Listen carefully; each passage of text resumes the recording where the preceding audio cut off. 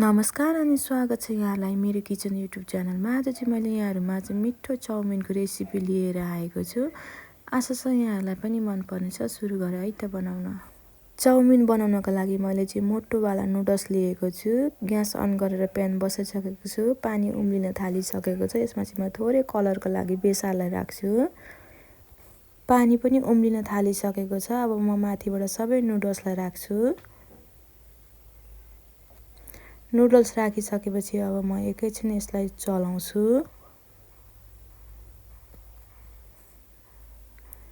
यतिको उम्लिन थालिसकेको छ। अब यो राम्रोसँग पाकिसकेको छ। यसलाई म पानीबाट निकाल्छु। मैले चाहिँ नुडल्स एक आपसमा नटासोस् भनेर थोरै तेललाई राखेको छु। अब यसलाई राम्रोसँग मिक्स गर्छु। चाउमिन फ्राई गर्नको लागि ग्यास अन गरेर प्यान बसाइसकेको छु। प्यान तातिसकेको छ। यसमा म तेललाई एड गर्छु। मसिनो गरी काटेको एउटा प्याज लिएको छु। यसलाई म माथिबाट राख्छु। अब एकैछिन प्याजलाई राम्रोसँग चलाउँछु। अब चाहिँ म मसिनो गरी काटेको अदुवा लसुनलाई पनि राख्छु र एकैछिन चलाउँछु। अदुवा लसुन प्याज राम्रोसँग खारिसकेको छ। अब चाहिँ यसमा म माथिबाट मसिनो गरी काटेको भन्दालाई राख्छु। यसै गरी मसिनो गरी काटेको एउटा क्याप्सिकमलाई पनि राखेको छु।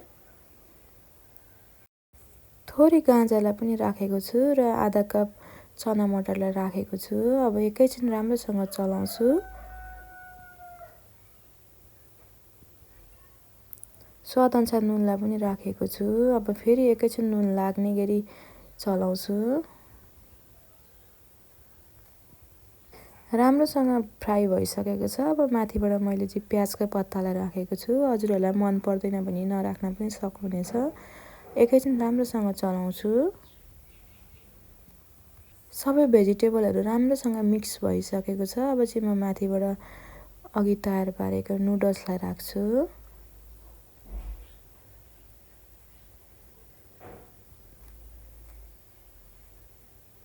यसरी नै सबै नुडल्स राखिसकेको छु। अब एकैछिन राम्रोसँग चलाउँछु।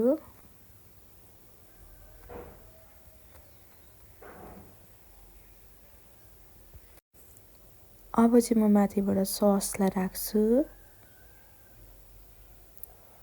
यसले चाहिँ चाउमिनमा एकदमै राम्रो कलर दिन्छ। अब राम्रोसँग सबै भेजिटेबल नुडल्समा लाग्ने गरी चलाउँछु।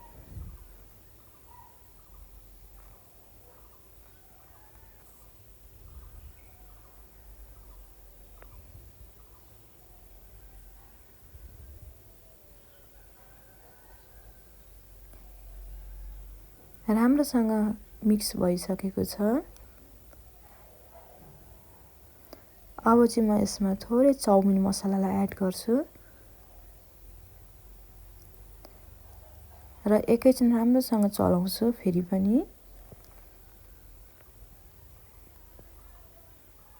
मिठो चाउमिन बनेर तयार भइसकेको छ। यहाँलाई मेरो आजको भिडियो कस्तो लाग्यो? मन पर्यो भने एक लाइक, कमेन्ट र सेयर अवश्य गरिदिनु होला। यदि मेरो च्यानलमा नयाँ हुनुहुन्छ अनि सब्सक्राइब गर्नुभएको छैन भने प्लिज सब्सक्राइब गरिदिनु होला र अगाडि रहेको बेल आइकनलाई क्लिक गरिदिनु होला। यसले गर्दा मेरो नयाँ भिडियो हजुरमा सजिलै आउने गर्दछ।